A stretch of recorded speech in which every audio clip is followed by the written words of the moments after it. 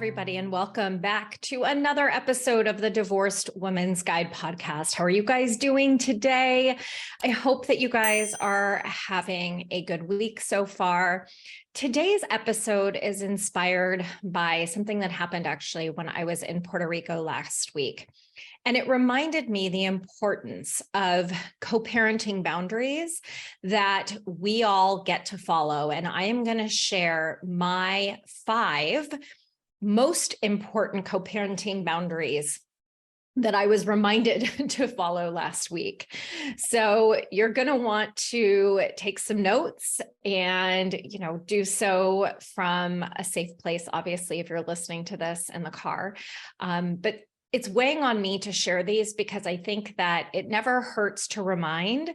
And some of these actually may be something that you haven't necessarily thought about before or even have related them to being an actual boundary. So I'm just going to dive right in. So my number 1, okay, these kind of are in ranking order, but my number 1, okay, boundary that we get to follow as co-parents is to refrain from bad-mouthing your co-parent. I know that it can be so easy to want to throw them under the bus, which I experienced last week. It was so tempting. And what that does is it puts our children in the middle of the relationship that we have with our co-parent. And that is not the place that our children want to be, nor is it a place that we put them. What we do is we put them in the center. And what that means is keeping your comments to yourself and separating the relationship that you have with your co-parent from the relationship that they have with their mom or dad. I had to vent to somebody because it was so tempting for me to just fire my thumbs and start texting him, my son, about something. And I stopped myself. What had happened was I received a text message when I was in Puerto Rico from my older son about something that was coming up with his dad. And then 10 minutes later, I got a text message from his father about the same topic. And here I was, I could say being put in the middle, but I didn't allow that to happen. What would have happened is if I had engaged with both of them and started, playing each other off the other, that would have set off World War, God knows what number, right? So be really, really cognizant about separating your relationship with your co-parent from your kids, okay? Number 2, the communication that happens between our children and our co-parent is truly none of our business. It is fine if your children share, but how many of you listening are so tempted to pick up the phone again, open up a text message and start ranting on our co-parent because we don't like what's happening? And what's really important to remember is that our children get to build their own relationship with their parent, and that doesn't involve you.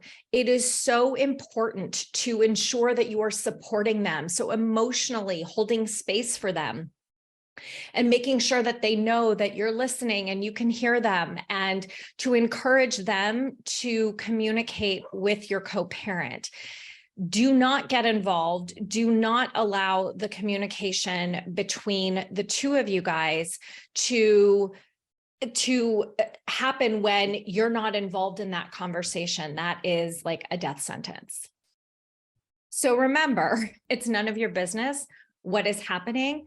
And if your child brings you in, or even your co-parent brings you in, make sure that you encourage them to talk to the other and that you're not going to get involved in it. I know it's hard. I've been there. Okay. Number 3 boundary is to communicate with your co-parent in a business-like manner. You are in a business of raising children. And while that may sound a little impersonal to some of you guys, I can't tell you how many times that has saved me and how it is that I engage with my kid's dad. remembering that it is a business relationship, right? So what happens in business? Well, there's no emotion in business. So for example, when I was getting bombarded by my son and then my ex-husband, I treated it like a business, and it was really late at night in Puerto Rico. And while I engaged with my son, I also did engage with his dad.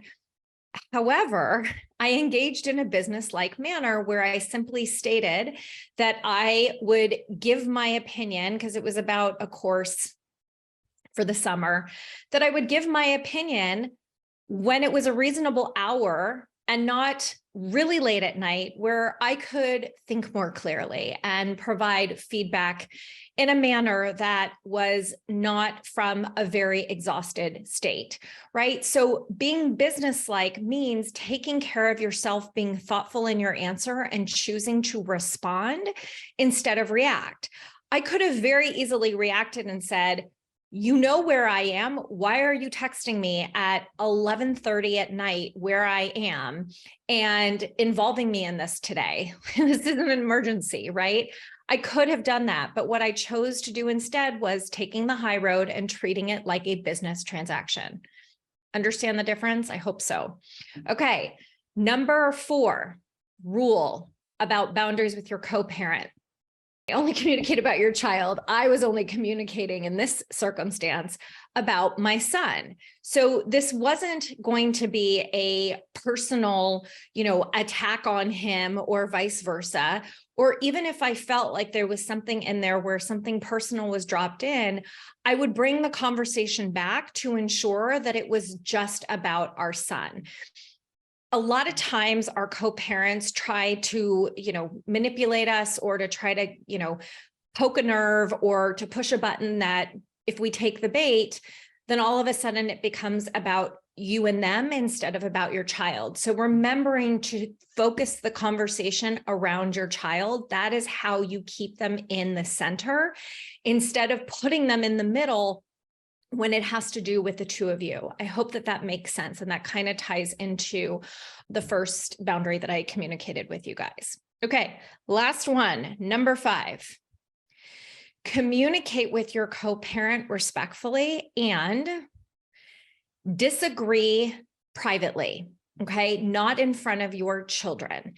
It is important that you and your co-parent are a united front with your children. And of course, there's going to be times where you guys are not going to agree. In this particular situation, my ex-husband and I did not agree, not in any way, shape, or form. We have 2 completely different opinions. And so I had communicated with respect because I treated this like a business transaction, this issue that had come up while I was in Puerto Rico.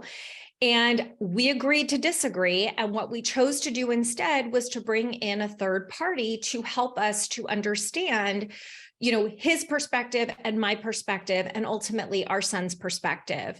And so a lot of times disagreeing, I didn't tell my son that I disagreed with his father. What I told my son was that I needed to get some more information and that I would prefer to have this conversation with somebody who is knowledgeable to educate us on the pros and cons about what it is that your dad feels really passionate about. And so again, disagreeing privately, but not publicly announcing to your child, I disagree with him, right? Because essentially what you're doing is subliminally, you're putting your co-parent down. You guys, that doesn't solve anything. That doesn't help anyone in any way, shape, or form. So having these co-parenting boundaries, honestly, is setting yourself up for success. It's setting yourself up for less stress and overwhelm. It is also helping to maintain a positive environment and ensuring that your kid or your kid's well-being is the least impacted as possible, okay? I know that it can be hard and we're not always perfect. Trust me. I try to do these rules as frequently as I can and to take the high road. And of course, there's going to be days where you don't necessarily do it. However, the bottom line is this: having boundaries with your co-parent is so freaking worth it. And while it takes some time to institute and to get used to, What is most important at the end of the day is making sure that your kids' lives feel as stable as possible and that you and your co-parent love them and are making the best decisions with them in mind. Okay. If you guys want more information or are looking for, I actually have a co-parenting course. It's called Co-Parenting Apart. And I spend about 4 weeks walking you through the crucial 4 steps for you to have a strong co-parenting relationship with the other parent. And I do so from a lens of, it doesn't matter how they show up. It is all about you. So if you are interested, go to my website, wendysterling.net, look at the different courses that I have under the offerings that I give out. And you can also go to coparentingapart.com and to check it out if you're interested. It is a great course. It's going to help you with these boundaries because that's an entire module worth of material that I go into, because boundaries are so incredibly important for having the co-parenting relationship and life that you desire. I hope that you guys found today's episode inspiring. I know that I needed a reminder of these, so I wanted to pay it forward to you guys.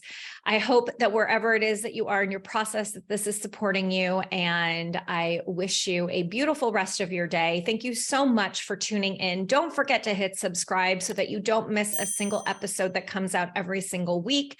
Sending you so much love, light, and joy as always. Mwah. Bye, everybody.